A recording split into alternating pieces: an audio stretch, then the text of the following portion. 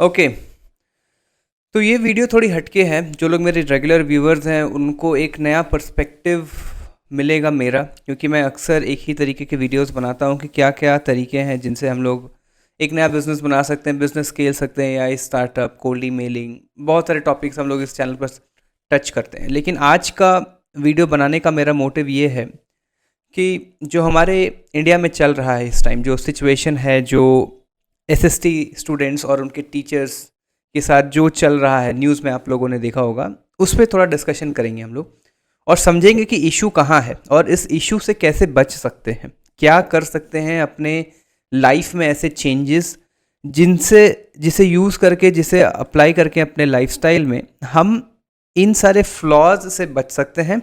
पहले तो समझेंगे कि ये प्रोटेस्ट आखिर हो क्यों रहा है, क्या सीन है पूरा, और फिर समझेंगे कि इसको हम लोग कैसे बच सकते हैं। ठीक है, देखो, ये वीडियो किसी को ब्लेम करने के लिए नहीं है। ये वीडियो ना किसी गवर्नमेंट ऑफिशियल को ब्लेम करने के लिए है, ना स्टूडेंट्स को ब्लेम करने के लिए है, किसी को भी ब्लेम करने के लिए नहीं है। ये सिनेरियो को समझने का, समझने के लिए एक वीडियो है।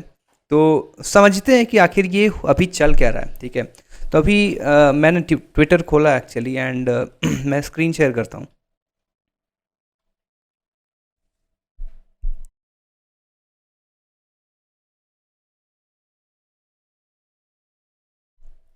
तो आप यहाँ देखोगे कि मतलब कुछ कुछ वीडियोस हम लोग देखते हैं पहले तो। मैं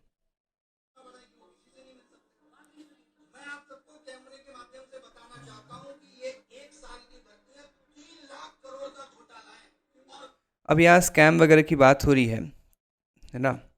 जो कुछ प्राइमरी इश्यूज हैं उनको हम लोग सबसे पहले टच करते हैं। ठीक है, सो मैंने यहाँ लिख रखा है। सबसे पहले जो मैंने देखा कि 31 जुलाई को क्या हुआ, सब लोग सड़क पे आना शुरू हुए। क्या क्या इश्यूज उनके सामने है? सबसे पहले तो उनका कहना है कि जो एसएससी स्टाफ सिलेक्शन कमीशन है, ये सबसे पहले जब फॉर्म फिलिंग हो रही थी, ठीक है, फॉर्म फिलिंग के टाइम कई सारे सर्वर क्रैश किए हो गए और 7-8 लाख बच्चे तो फॉर्म फिल ही नहीं कर पाए। आप समझ रहे हो, मतलब 1 साल 2 साल से कोई स्टूडेंट अगर मेहनत कर रहा है किसी एग्ज़ाम को, और एसएससी जैसे एग्ज़ाम का, आप समझ रहे हो, इससे आप गवर्नमेंट एग्ज़ाम्स और बहुत सारे अलग अलग भर्तियाँ निकलती हैं, बहुत सारे अलग अलग स्लॉट्स निकलते हैं जिनको आप जिन पर आप अप्लाई करते हो और अपने फ्यूचर को सिक्योर करने के लिए आप इतनी मेहनत करते हो ऐसे एग्ज़ाम पे। और एसएससी की बात नहीं है, इवन जो अदर प्राइमरी एग्ज़ाम्स हैं, यूपीएससी हो गया या फिर जो भी छोटे बड़े एग्ज़ाम्स, गवर्नमेंट एग्ज़ाम्स होते हैं, आजकल हर एग्ज़ाम में कुछ ना कुछ फ्लॉज निकलते हैं जिसकी वजह से पूरे साल की मेहनत बर्बाद हो जाती है बच्चों की, और ये सुसाइडल केसेस तक सामने आए हैं, हम सभी ये जानते हैं। ठीक है, तो सबसे पहले तो फॉर्म फिलिंग में इशू आया। बच्चे, कई लोगों ने रिपोर्ट किया कि वो आगे ही नहीं बढ़ पा रहे थे, नेक्स्ट नेक्स्ट पर क्लिक नहीं कर पा रहे हैं, सबमिट नहीं कर पा रहे हैं, सिस्टम सर्वर क्रैश कर जा रहा है। ठीक है, दूसरा इशू दो इन लोगों ने बताया, एग्ज़ाम हॉल के अंदर जब वो एग्ज़ाम, फिर उसके पहले एग्ज़ाम हॉल के अंदर जब एडमिट कार्ड आया, तो एडमिट कार्ड में कई लोगों ने रिपोर्ट किया कि एग्ज़ाम से 2 से 3 दिन पहले सिर्फ एडमिट कार्ड उनके पास आ पाया है। और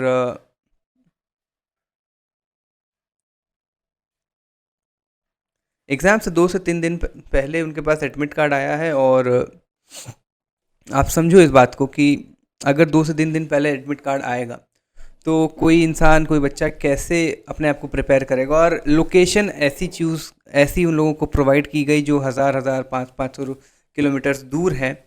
कई सारे तो ऐसे भी मेरे पास वीडियोस आए जिसमें लोग बता रहे हैं कि उनके एग्ज़ाम सेंटर्स उडुपी में हैं, और वो नॉर्थ में रह रहे हैं, उडुपी में है जो कि साउथ में मैंगलोर के पास पड़ता है।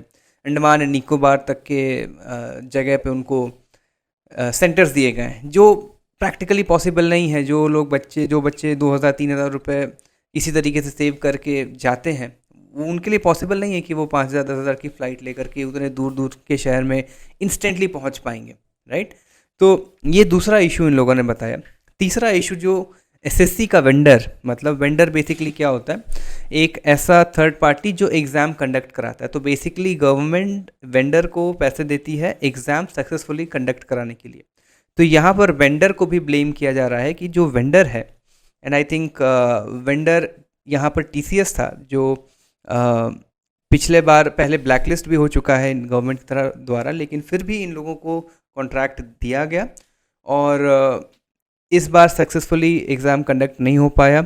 एग्ज़ाम सेंटर्स में कई सारे सिस्टम क्रैश हुए हैं, कई सारे लोगों ने रिपोर्ट किया है कि वो नेक्स्ट क्वेश्चन पे नहीं जा पा रहे हैं, या फिर ऑटो सबमिट हो गया उनका पेपर जब जैसे ही टाइम ख़त्म हुआ, और जिस आंसर जो गलत आंसर था उस पर भी उन्होंने क्लिक किया तो वो अपने आप ऑटो सबमिट हो गया। तो इस तरीके के कई सारे फ्लॉज उनको समझ में आए, उनको दिखाई दिया गया, उन्होंने रिपोर्ट किया, और जब धीरे धीरे करके उन्होंने प्रोटेस्ट किया, उन्होंने प्रोटेस्ट भी नहीं किया, उन्होंने सिर्फ कुछ चीज़ें रखी कि इसकी एक हाई लेवल इंक्वायरी होनी चाहिए, इसके रिगार्डिंग एक जांच बैठनी चाहिए कि इसमें क्या इश्यूज़ हैं, और जो जो जो भी कैंडिडेट्स एग्ज़ाम्स नहीं दे पाए हैं उन लोग को एक फेयर चांस मिलना चाहिए कि फिर से वो एग्ज़ाम्स कंडक्ट कराएं। तो एक फेयर प्रैक्टिस करने के लिए उन्होंने रिक्वेस्ट किया, और उसके बाद धीरे धीरे ये चीज़ें बढ़ती चली गई, और अभी आप देख रहे हो कि माहौल ठीक नहीं है, कई सारे प्रोटेस्ट हो रहे हैं, कई सारे लोग जख्मी हुए हैं, कई सारे लोगों को पे लाठीचार्ज, बहुत सारी चीज़ें हैं। मैं रिपोर्टर तो नहीं हूँ,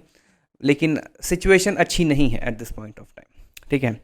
तो अब मेरा यहाँ पर क्या ठीक है, और मैं अगर एक एसएससी एस्पिरेंट होता तो मैं क्या करता। देखो यार, सबसे पहली चीज़ तो ये है कि लेट्स से मेरा चैनल है, ठीक है, इस चैनल के थ्रू मैंने बहुत सारी चीज़ें सिखाने की कोशिश की, और बहुत सारे लोग इससे सीख करके अपने करियर पाथ में अच्छा कर रहे हैं at this point of time.